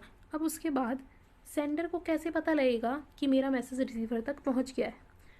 ऐसे पता चलेगा कि रिसीवर खुद से फीडबैक सेंड करेगा अपना कि हाँ भाई मुझे मैसेज मिल गया है, और वो फीडबैक किसके पास जाएगा, सेंडर के पास। तभी उसे कंफर्मेशन मिलेगा कि हाँ कम्युनिकेशन कंप्लीट हो चुका है, ठीक है। सो इसमें यही था, सबसे पहले सेंडर मैसेज भेजेगा, मैसेज को इनकोड करेगा रिटर्न फॉर्म, वर्बल फॉर्म, किसी फॉर्म में, फिर वो मीडिया चैनल किसके थ्रू भेजेगा, फिर उसके बाद डीकोड किया जाएगा मैसेज और रिसीवर उसे समझेगा। समझने के बाद जब उसे मैसेज मिल जाएगा, मैसेज वो समझ जाएगा, उसके बाद वो अपना फीडबैक किसे सेंड करेगा, वो सेंडर को सेंड करेगा, और कम्युनिकेशन प्रोसेस यहाँ एंड हो जाएगा, ठीक है। यही है। अब आ जाते हैं इंपॉर्टेंस ऑफ कम्युनिकेशन पर। इंपॉर्टेंस ऑफ कम्युनिकेशन में सबसे पहले आता है that it act as a basis of coordination. देखो कम्युनिकेशन अच्छा होगा, एक मैनेजर और एक सुपीरियर एंड सबऑर्डिनेट्स के बीच में अच्छे से कम्युनिकेट होगा, ठीक है, या एम्प्लॉयज़ जितने हैं उन सब के बीच में ईज़िली अच्छे से कम्युनिकेट होगा, तो बहुत अच्छा कोऑर्डिनेशन उनमें बैठेगा, ठीक है। और कोऑर्डिनेशन होगा तो बहुत अच्छा परफॉर्मेंस वो लोग दे पाएंगे, ठीक है, विदाउट एनी कन्फ्लिक्ट। सो इसीलिए कहा जाता है कि कम्युनिकेशन हेल्प करता है कोऑर्डिनेशन अचीव करने में, कोऑर्डिनेशन को फैसिलिटेट करता है। नेक्स्ट आपका आ जाता है help in smooth working of an enterprise. देखो स्मूथ वर्किंग कहाँ होगी, जहाँ काम सब अच्छे से हो रहा होगा, जहाँ सबको सब कुछ पता होगा कि उन्हें क्या काम कैसे करना है, और वो कैसे पॉसिबल होगा, जब इफ़ेक्टिव कम्युनिकेशन होगा। इफ़ेक्टिव कम्युनिकेशन होगा तो कोऑर्डिनेशन होगा सबके बीच में, कोऑर्डिनेशन होगा तो वहाँ पर बिना किसी क्वेरल के सब स्मूथ फंक्शनिंग, यानी अच्छे से काम होगा, ठीक है, विदाउट एनी कन्फ्लिक्ट। नेक्स्ट आ जाता है act as basis for decision making, ठीक है। अब डिसीज़न आप किस बेसिस पे लेते हो, जब आप डिसीज़न लेने से पहले सारा सोच विचार करते हो कि क्या चीज़, क्या प्रोज एंड कॉन्स है हर चीज़ के, या हर एक की क्या राय है, ये सब आपको कैसे पता लगेगा, ठीक है। ये आपको पता लगेगा कम्युनिकेशन से, ठीक है। एक आपका जो सुपीरियर है उसने आप तक मैसेज पहुंचाया, अगर आपके पास वो क्लियरली पहुंचा, प्लस जितने लोगों के लिए आपको वो डिसीज़न लेना है उन सब के जो मैसेज थे वो आप तक क्लियरली पहुंचे, तब आप एक अच्छा डिसीज़न ले पाओगे। क्लियरली इन द सेंस जो वो कहना चाहते हैं उसी फॉर्म में वो मैसेज आप तक पहुँचे, ठीक है, तभी आप एक अच्छा डिसीज़न ले पाते हो। So it facilitate in decision making also. Next आता है आपका इंक्रीज मैनेजरियल एफिशिएंसी। एक मैनेजर अगर अच्छा कम्युनिकेशन बनाता है अपने एम्प्लॉयज़ के साथ, अपने सबऑर्डिनेट्स के साथ, ठीक है, तो वो बहुत ईजीली उनसे काम करवा सकता है, ईजीली उन्हें मैनेज कर सकता है, ठीक है, परफॉर्मेंस उनकी इम्प्रूव करा सकता है। कम्युनिकेशन इन सब चीज़ों में हेल्प करता है, तो इससे क्या होगा, एक मैनेजर की एफिशिएंसी बढ़ेगी, right. So it increases managerial efficiency. Next आता है promote cooperation and industrial peace. देखो इफ़ेक्टिव कम्युनिकेशन प्रमोट करता है कोऑपरेशन। कम्युनिकेशन अच्छा है, सब एक दूसरे को समझ पा रहे हैं कि सामने वाला क्या कहना चाहता है, तो दोनों एक दूसरे को कॉपरेट भी करेंगे, राइट, कॉपरेट करेंगे, म्यूचुअल अंडरस्टैंडिंग उन सब के बीच में बढ़ेगी, तो कहीं ना कहीं पूरी एनवायरनमेंट जो होगा वो पीसफुली वर्क कर रहा होगा, वहाँ शांति बनी रहेगी। इंडस्ट्रियल पीस यानी आप बिना किसी रुकावट के आप काम कर रहे हैं, ठीक है, किसी को किसी से कोई प्रॉब्लम नहीं होगी। नेक्स्ट है आपका इस्टेब्लिश इफेक्टिव लीडरशिप। लीडरशिप का मेन पिलर क्या होता है? आप एक लीडर देखें, कौन सा लीडर आपको पसंद है? आज के टाइम पे तो सबको नरेंद्र मोदी जी बहुत पसंद है, राइट। तो क्यों पसंद है? क्योंकि उनकी कम्युनिकेशन स्किल्स बहुत अच्छी हैं, इतने अच्छे भाषण वो देते हैं और लोग उसे समझते हैं, ठीक है। मेन उनका जो पॉइंट है वो यही है कि वो बहुत ज़्यादा इन्फ्लुएंसिंग वे में अपने जो स्पीच देते हैं, राइट। तो उनकी कम्युनिकेशन स्किल्स अच्छी हैं। तो वही यहाँ कहा गया है कि एक इफेक्टिव लीडर तभी बन सकता है जब उसकी कम्युनिकेशन स्किल्स अच्छी होंगी, तभी वो इन्फ्लुएंस कर पाएगा अपने सबऑर्डिनेट्स को, तभी वो उन्हें मोटिवेट कर पाएगा, उन्हें उनका मोरल बूस्ट कर पाएगा, राइट।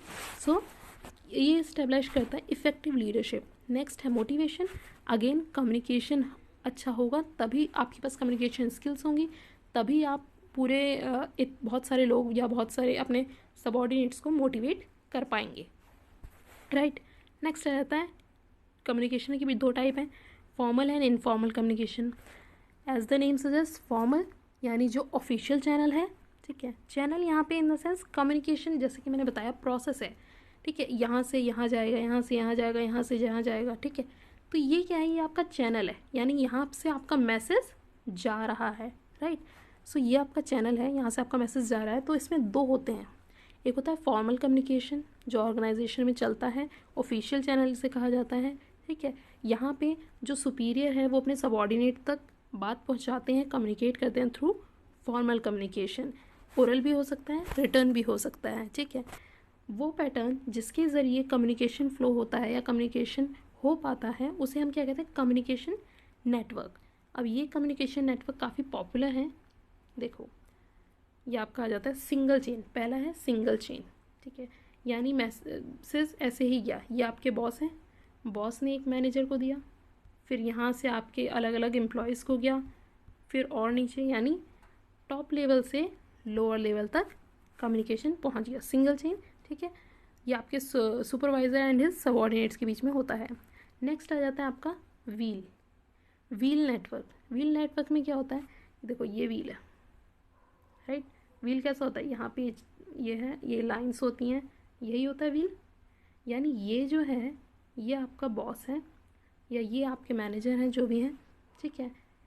ये आप तक मैसेज पहुँचाएंगे, इन्हें मैसेज दिया गया, इन्हें मैसेज दिया, फिर इन्हें दिया, फिर इन्हें दिया, फिर इन्हें दिया, फिर इन्हें दिया, राइट। यानी एक person one superior communicate through him only as he act as a hub of the wheel, ठीक है। सारे सबऑर्डिनेट्स एक सुपीरियर के थ्रू मैसेज लेंगे, यानी एक सुपीरियर कम्युनिकेट करेगा सभी सबऑर्डिनेट्स को, ठीक, वही सब तक मैसेज ट्रांसफ़र करेंगे। नेक्स्ट है आपका सर्कुलर में ऐसा होता है, देखो ये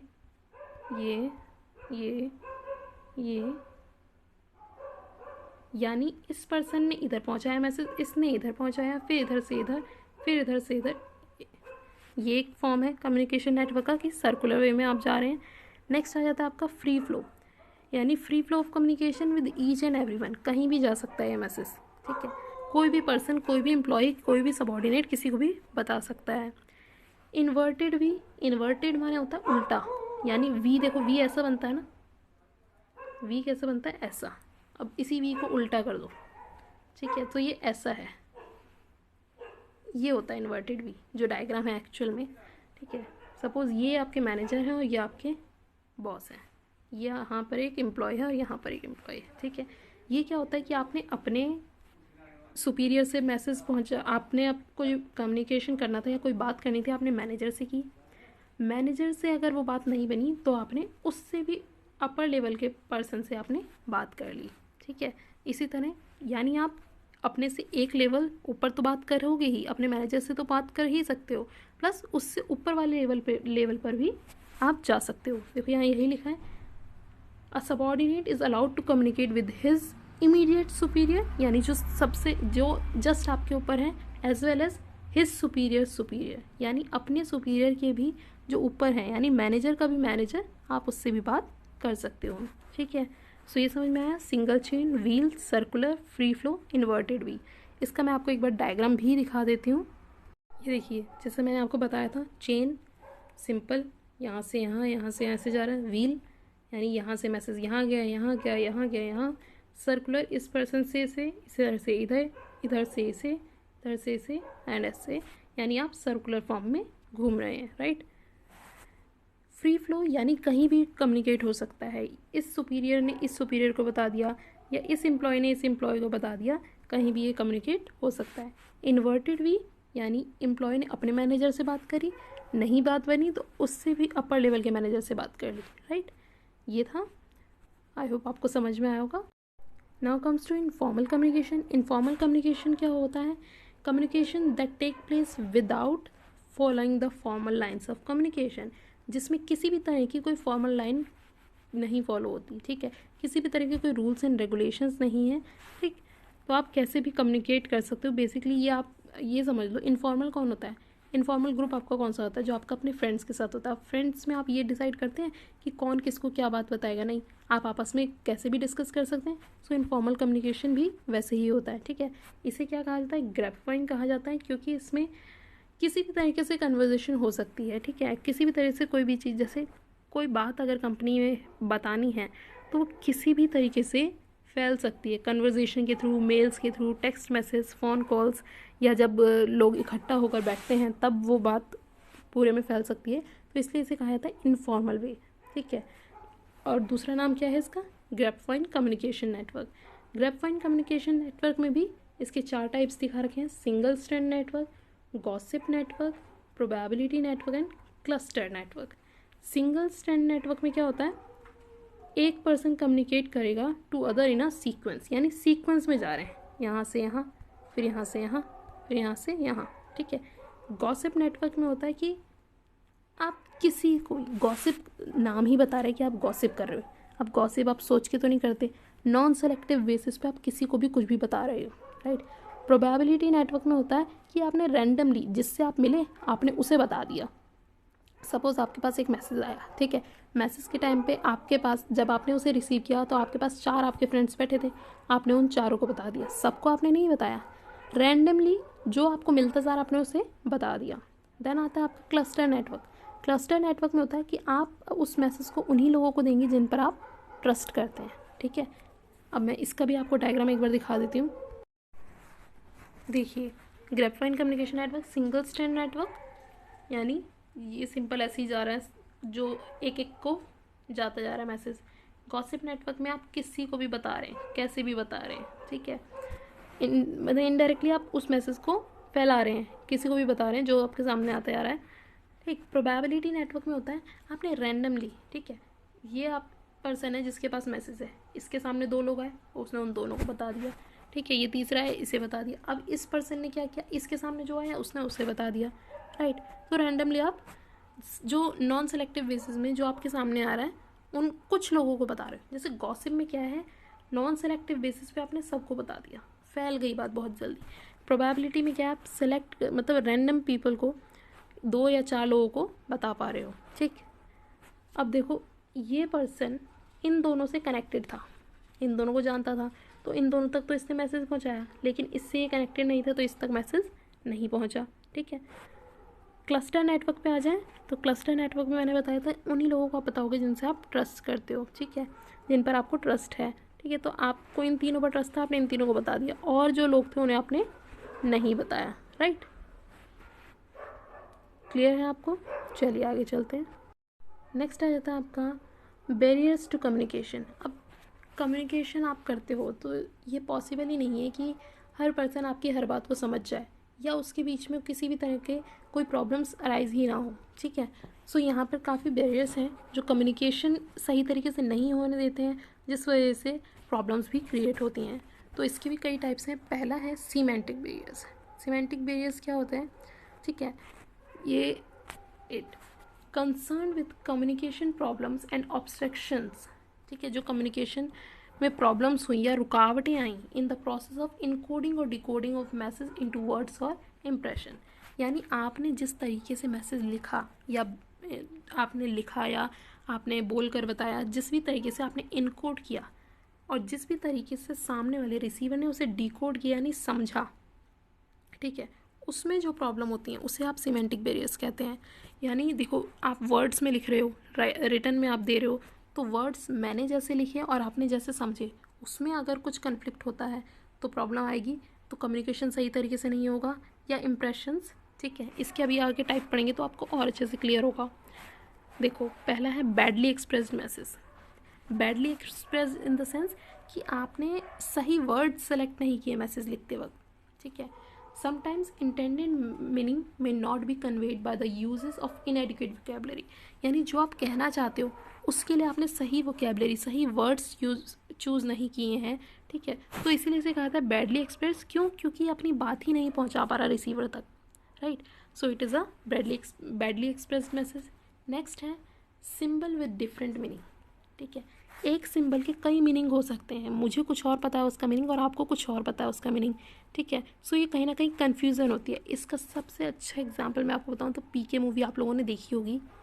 उसमें आमिर खान का एक सीन है जिसमें वो अच्छा वर्ड को बताते हैं कि अच्छा वर्ड यहाँ पर लोग अलग अलग तरीके से बोलते हैं, ठीक है। अच्छा हमको सिखा रही है, अच्छा, ठीक है, राइट। वर्ड एक है बट मीनिंग अलग है, और सामने वाला उसे किस तरीके से ले रहा है, सामने वाले को उसका कौन सा मीनिंग पता है, तो वो कन्फ्यूज़न अराइज हो जाती है, राइट। नेक्स्ट आ जाता है आपका फॉल्टी ट्रांसलेशन। फॉल्टी ट्रांसलेशन यानी एक लैंग्वेज से आप मैसेज को दूसरी लैंग्वेज में ट्रांसलेट कर रहे हो, तो ये पॉसिबल है कि वो दूसरी लैंग्वेज में उसका कुछ दूसरा मीनिंग निकल आए, राइट। तो फॉल्टी ट्रांसलेशन भी हो सकती है। अनक्लैरिफाइड अजम्पशंस यानी हर कोई अलग तरीके से अज्यूम करता है, जैसे कि मैंने कहा, ठीक है। डिफरेंट अजम्पशंस में हैव डिफरेंट इंटरप्रिटेशंस। आपने उसे जिस तरह से अज्यूम किया, आपने उस तरीके से उस मैसेज को मेरे तरफ भेजा, ठीक है। अब मैं उसे किसी और तरीके से अज्यूम करूँगी तो मैं उसे समझूंगी भी किसी और तरीके से, जिसकी वजह से कन्फ्यूज़न हो जाती है, राइट। नेक्स्ट है आपका टेक्निकल जार्गन। टेक्निकल जार्गन यानी आपने कुछ टेक्निकल वर्ड्स यूज़ कर लिए। अब टेक्निकल वर्ड्स क्योंकि आप उस फील्ड के हैं, आपको तो आते हैं, मुझे तो नहीं आते हैं, जिसकी वजह से मीन्स अंडरस्टैंडिंग होगी अमंग वर्कर्स, राइट। नेक्स्ट है bodily language and gesture decoding. आप बात करते हो, जैसे आप एक्सप्रेशंस देते हो या जो आपके जेस्चर्स होते हैं, आपके हाव भाव, वो भी एक तरह का मैसेज देते हैं, ठीक है। ऐसा देखो, सबसे अच्छा एग्जांपल अगर मैं दिखाऊं तो अगर जब आपकी मम्मी या मदर या फादर में से कोई गुस्सा होता है तो उनकी आंखें देखकर ही आप समझ जाते हो कि वो लोग गुस्सा हैं और मुझे ये काम नहीं करना है, राइट। उन्होंने कुछ नहीं बोला, सिर्फ उनकी बॉडी लैंग्वेज से आपको समझ में आ जाता है कि सामने वाला गुस्से में है, ठीक है। तो इसीलिए कहा जाता है कि every movement of body communicates a meaning. जिस हर आपका जो मूवमेंट होता है बॉडी का, वो भी एक मीनिंग कम्युनिकेट करता है, ठीक है। सो उसे भी अगर हो सकता है आप किसी और वजह से गुस्सा हो, ठीक है, लेकिन सामने वाले रिसीवर को लगा कि आप इस वजह से गुस्सा हैं, तो दोनों में कन्फ्यूज़न हो सकती है, ठीक है। सो वो गलत मैसेज जा सकता है, राइट। नेक्स्ट है, ये थे सिमेंटिक बैरियर जिसमें वर्ड्स की वजह से या इनकोडिंग या डिकोडिंग की वजह से प्रॉब्लम थी। नेक्स्ट है साइकोलॉजिकल और इमोशनल बैरियर्स। साइकोलॉजिकल और इमोशनल बैरियर्स में क्या आता है, देखो, first one is pre mature evaluation. Pre mature यानी आप, प्री मैच्योर का मतलब क्या होता है, मैच्योरिटी से पहले, राइट। आपने किसी मैसेज को सुनने से पहले ही जज कर लिया। ये हो सकता है कि आप सामने वाले पर्सन को, आपको लगता है कि सामने वाले पर्सन की आपके ने एक इमेज बना रखी है, आपने एक गलत इमेज उस पर्सन की बना रखी है सपोज़, ठीक है। तो वो कोई भी मैसेज भेजेगा ना, तो आप उस मैसेज को रिसीव करने से पहले जज कर लेंगे कि अगर वो पर्सन गलत है तो कुछ मैसेज भी गलत ही होगा, राइट। तो मिसअंडरस्टैंडिंग वही हो गई, बेशक उसने मैसेज सही भेजा हो, ठीक है, लेकिन क्योंकि आपने प्री मैच्योर यानी आपने पहले ही उसे समझ लिया कि नहीं, आपने पहले ही जज कर लिया कि नहीं ये तो गलत ही होगा, राइट। नेक्स्ट है लैक ऑफ अटेंशन। अच्छा, प्री मैच्योर इवैल्यूएशन से समझ में आ रहा है कि यहाँ मैसेज में कोई गलती नहीं है, मैसेज तो सही आ रहा है, लिखा भी सही क्या है, गलती क्या है यहाँ मेरी साइकोलॉजी की गलती है, मेरे इमोशंस की गलती है कि मेरे को लगता है कि ये मैसेज गलत होगा, मैंने जज करा गलत, राइट। तो यहाँ पर वर्ड्स में कोई फॉल्ट नहीं है, यहाँ पे आपकी प्रॉब्लम है, ठीक। नेक्स्ट है लैक ऑफ अटेंशन यानी poor listening due to preoccupied mind of the receiver. Sometimes ऐसा होता है कि आपका ध्यान कहीं और होता है, तो सामने वाला आपको कुछ भी बोल रहा हो ना, आपको समझ नहीं आता। यही यहाँ पर है, सपोज़ कोई आपसे कुछ कन्वर्जेशन कर रहा हो, कुछ कम्युनिकेट कर रहा हो, ठीक है, लेकिन आपका ध्यान कहीं और था, तो आपने उस चीज़ को प्रॉपर सुना नहीं, प्रॉपर सुना नहीं तो कहीं ना कहीं ये डिसअपॉइंटमेंट है कि रिसीवर को वो चीज़ ना तो सेंडर को सब बताने में आपको अच्छा लगेगा, उसके लिए डिसअपॉइंटमेंट हुई कि भाई मैंने कुछ चीज़ बताई और आपने सुनी ही नहीं, प्लस रिसीवर को भी वो चीज़ बाद में भी समझ में नहीं आएगी। So lack of attention. Next है आपका loss by transmission and poor retention. ठीक है, loss by transmission and poor retention का क्या है? When oral communication passes through various channels of communication it destroy the structure of message और lead to transmission of inaccurate message. अब देखो, अगर मैं ये कहूँ यहाँ एक मैसेज है और उसे यहाँ पहुँचाना है और बीच में आपके 100 पीपल हैं, कितने लोग हैं? 100 लोग हैं। ठीक है, यहाँ से यहाँ, यहाँ से यहाँ, यहाँ से यहाँ, यहाँ से जाता ही जा रहा है। ठीक है, यहाँ तक तो मैसेज समझ लो सही गया। इस वाले बंदे का ध्यान कहीं और था, इसने मैसेज आधा सुना मैसेज, तो यहाँ तक मैसेज कैसा जा रहा है? यहाँ से मैसेज आधा जाना शुरू हो गया। ठीक है, अब आधा जाने के बाद ये जो पर्सन था ये बहुत गुस्से में था, इसने मैसेज को समझा ही गलत। अब आगे जो मैसेज गया वो गलत जा रहा है, सबके पास जाता जा रहा है, आगे कैसा मैसेज जा रहा है? गलत मैसेज जा रहा है। सो इट मीन्स क्या हुआ कि आपने जो ट्रांसफ़र के दौरान ट्रांसफ़र करते हुए मैसेज सही था, लेकिन क्योंकि वो 100 लोगों तक जाना था तो उसके मीनिंग बदलते चले गए उन 100 लोगों की वजह से। ठीक है, तो रास्ते में गड़बड़ हुई, पुअर रिटेंशन, लोगों ने उस पर ज़्यादा ध्यान नहीं दिया। ठीक, so this is called loss by transmission, यानी ट्रांसफ़र करते वक्त जो मिस्टेक हो जाती है। नेक्स्ट है डिसट्रस्ट। अब डिसट्रस्ट का मीनिंग ही आपको बता रहा है कि आपको विश्वास ही नहीं है। ट्रस्ट माने विश्वास एंड डिसट्रस्ट माने अविश्वास। ठीक है, if the parties do not believe each other, उन्हें एक दूसरे पर यकीन ही नहीं है, so they can not understand each others message in the original sense. ठीक है, अब दो लोगों को जब ट्रस्ट ही नहीं है तो आप कितना ही अच्छी बात कह लो, सामने वाले को वो गलत ही लगेगी। राइट, आई होप क्लियर हुआ हो psychological and emotional barriers. Third है आपके ऑर्गेनाइजेशनल बैरियर्स। ऑर्गेनाइजेशनल बैरियर्स क्या होते हैं? मतलब बेसिकली जब आपकी ऑर्गेनाइजेशन ही फ्री फ्लो ऑफ कम्युनिकेशन को सपोर्ट नहीं करेगी तो कहीं ना कहीं कम्युनिकेशन इतना अच्छा नहीं हो पाएगा, डिस्टर्ब होगा। ठीक है, फिर यहाँ पर पॉइंट्स भी दिए हैं, organisational policy, rules and regulations, status, complexity in the organisation structure and organisational facilities. देखिए, ऑर्गेनाइजेशनल पॉलिसी अगर आपको रिस्ट्रिक्ट करती है कि आप कम्युनिकेशन, देखो ऑर्गेनाइजेशनल पॉलिसी आपको बताती है कि अगर लॉन्ग चेन आप फॉलो करते हो, ठीक है, कि यहाँ से यहाँ, यहाँ से यहाँ, यहाँ से यहाँ, लंबा प्रोसेस है आपका कम्युनिकेशन का, यानी अगर एक मैसेज पहुँचाना है तो बहुत टाइम उसमें लगेगा, जहाँ टाइम लगेगा वहाँ डिले होगा। इट मीन्स वो कम्युनिकेशन बहुत लोगों के थ्रू होकर आएगा आप तक, यानी वो मैसेज बहुत लंबे मेथड से आ रहा है, तो कहीं ना कहीं वो गड़बड़ ही होगा, उसमें कुछ ना कुछ चेंजेस हो सकते हैं। ठीक है, तो वो डिस्टर्ब होगा कम्युनिकेशन। नेक्स्ट है रूल्स एंड रेगुलेशंस। अब रूल्स एंड रेगुलेशन कहीं के अगर बहुत ज़्यादा स्ट्रिक्ट होंगे, ठीक है, तो वो अलाउ ही नहीं करेंगे एम्प्लॉयज़ को कि वो आपस में अपने प्रॉब्लम्स को डिस्कस कर सकें या कम्युनिकेशन कर सकें फ्री फ्लो। ठीक है, नेक्स्ट है आपका स्टेटस। कोई मैनेजर जो अपने स्टेटस से बहुत ज़्यादा, मतलब स्टेटस सिंबल वो मान कर चलता है कि मुझे ही अलाउ है कि मैं आपको ऑर्डर दे सकता हूँ और एम्प्लॉयज़ को, जो आप मेरे सबॉर्डिनेट्स हैं, उन्हें अलाउ नहीं है कि वो मुझसे कुछ पूछें, तो यहाँ पर क्या हो गया, ये वन वे हो गया कम्युनिकेशन का, यानी यहाँ से मैसेज तो जा रहा है लेकिन यहाँ से कुछ आ नहीं पा रहा है। ठीक है, सो यहाँ पे डिस्टर्ब हुआ, यानी इसने तो मैसेज भेज दिया, अगर यहाँ के लोगों को कुछ प्रॉब्लम है तो वो डिस्कस नहीं कर सकते। राइट, नेक्स्ट है complexity in the organisation structure. ठीक है, अगर ऑर्गेनाइजेशन स्ट्रक्चर ही कॉम्प्लेक्स है तो मतलब बहुत लंबा प्रोसेस, जैसे मैंने बताया, चल कर आ रहा है कि भाई ये पहले बॉस है, पहले ये डिस्कस करेंगे, फिर उसके बाद ये 3 उनके सबऑर्डिनेट्स, फिर उसके बाद यहाँ से यहाँ, यहाँ से यहाँ, फिर यहाँ से यहाँ मैसेज अगर जाएगा तो ये बहुत ही ज़्यादा कॉम्प्लेक्स हो जाएगा और इसमें डेफिनेटली जो मैसेज है वो कहीं ना कहीं वीक पड़ेगा, वो करेक्ट वे में पहुँच ही नहीं पाएगा आपके एम्प्लॉयज़ तक। ऑर्गेनाइजेशनल फैसिलिटीज़, अगर ऑर्गेनाइजेशन ऐसी कोई फैसिलिटी प्रोवाइड ही नहीं कर रही है, एक अच्छा एनवायरनमेंट नहीं प्रोवाइड करवा पा रही हैं, फ्रीडम ऑफ कम्युनिकेशन नहीं प्रोवाइड करा पा रही हैं, तो वहाँ पे डिस्टर्ब होगा इफेक्टिव कम्युनिकेशन इवन अच्छे से होगा ही नहीं। ठीक है, सो ये ऑर्गेनाइजेशनल बैरियर्स है जहाँ ऑर्गेनाइजेशन ही सपोर्ट नहीं कर रही है free flow of communication. Next आपका आ जाता है पर्सनल बैरियर्स। पर्सनल बैरियर्स क्या होते हैं? अब ये दोनों की तरफ से हो सकते हैं, सुपीरियर की तरफ से भी और सबऑर्डिनेट की तरफ से भी, ठीक है। Some of the personal variation of superior and subordinates यहाँ पे दिए हुए हैं। देखो पहला है fear of challenge to authority. Fear of challenge basically देखो, अगर मेरे पास मुझे कोई मैसेज या मुझे कोई एडवाइस देनी है कंपनी में, ठीक है, लेकिन मुझे लगता है कि मैं अगर वो एडवाइस दूंगी तो इससे मेरी पोजीशन या मेरे पर कोई बात आ सकती है, मेरे पर मेरी पोजीशन जो जॉब पोजीशन मेरी है उसके ऊपर बात आ सकती है, तो क्या मैं वो मैसेज सेंड करूँगी, क्या मैं वो मैसेज कन्वे करूँगी? नहीं करूँगी, क्योंकि मुझे अपनी जॉब पोजीशन ज़्यादा प्यारी है, right. So fear of challenge to authority. Next है lack of confidence of superior on his subordinate. आपके पास इतना कॉन्फिडेंस ही नहीं है कि आप अपने सुपीरियर को अपना मैसेज दे सको, कोई बात बता सको, ठीक है, वहाँ पे भी कम्युनिकेशन होगा ही नहीं, आप बता ही नहीं पाओगे। नेक्स्ट है अनविलिंगनेस टू कम्युनिकेट, यानी आप बताना नहीं चाहते। अब बताना आप किस केस में नहीं चाहते?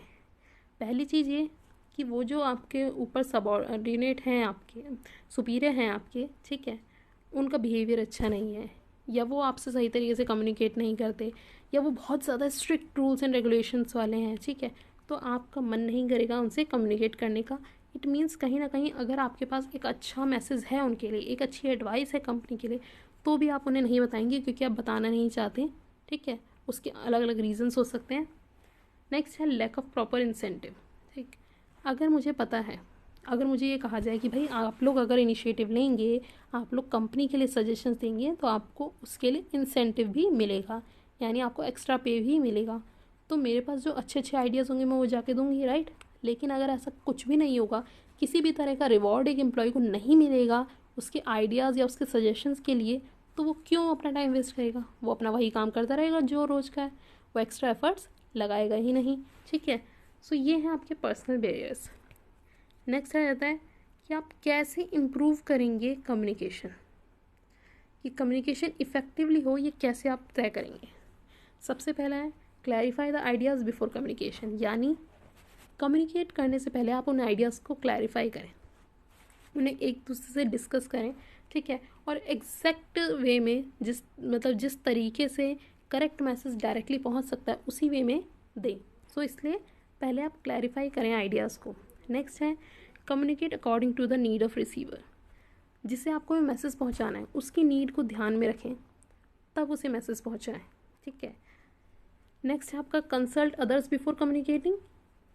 ये भी वही बात आ गई कि आप पहले सबसे विचार विमर्श कर लें कुछ भी चीज़ कम्युनिकेट करने से पहले, तब आप कम्युनिकेट करें, ठीक है।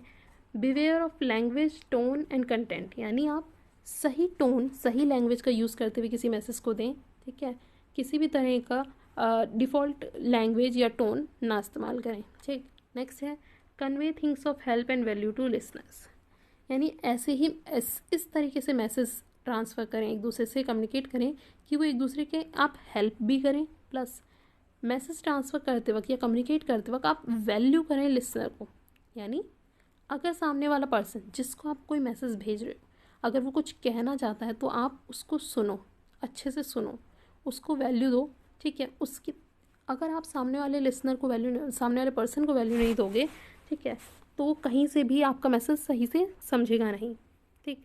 प्लस एज अ लिसनर कोई अगर मुझे कोई मैसेज दे रहा है तो मैं भी उसे ध्यान से सुनूं, ठीक। पहला काम तो यही है, अगर आपको कम्युनिकेशन अच्छा करना है तो you should be a good listener, right. Next है इंश्योर प्रॉपर फीडबैक। आपने मैसेज दे दिया, सामने वाले ने उसे समझा भी या नहीं, इसको कंफर्म करना भी हमारी जिम्मेदारी है।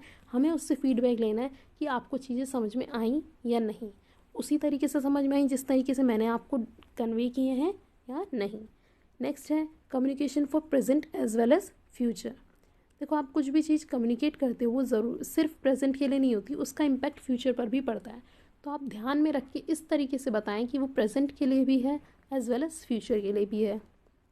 नेक्स्ट है फॉलो अप कम्युनिकेशन। आपने कम्युनिकेट कर दिया अपना मैसेज, राइट। अब अगर उसे समझने में किसी भी तरह की प्रॉब्लम्स आते हैं, किसी भी तरह के हर्डल्स आते हैं या मिसअंडरस्टैंडिंग होती है उन इंस्ट्रक्शंस को समझने में, तो आप उनको हेल्प करें। आप as a subordinate, as a superior आपका रिस्पॉन्सिबिलिटी है कि आप अपने सबऑर्डिनेट्स को हेल्प करें कि अगर उन्हें कोई हर्डल्स या कोई प्रॉब्लम्स हैं उस मैसेज को समझने में या उन इंस्ट्रक्शंस को समझने में, तो आप उनकी हेल्प करें। नेक्स्ट है बी अ गुड लिसनर, ठीक है। कम्युनिकेटर बनने से पहले you should be a good listener. आपको पता होना चाहिए सामने वाला बंदा क्या कह रहा है, आपको उनके बारे में सुनना चाहिए कि उनके क्या विचार हैं हर चीज़ को लेकर, तब जाकर आप कुछ चीज़ कम्युनिकेट अच्छे से कर पाएंगे। ठीक है, दैट्स इट। यहाँ पे आपका डायरेक्टिंग चैप्टर कंप्लीट होता है। ठीक है, इससे रिलेटेड किसी भी तरह के कोई क्वेश्चन हो आप मुझसे कमेंट बॉक्स में पूछ सकते हैं, प्लस आपकी कोई भी क्वेरी हो किसी से भी रिलेटेड वो भी आप मुझसे पूछ सकते हैं। राइट, अगर वीडियो पसंद आई हो तो लाइक कीजिए, शेयर कीजिए एंड सब्सक्राइब कीजिए मेरे चैनल को आने वाली वीडियोज़ के लिए। Thank you so much.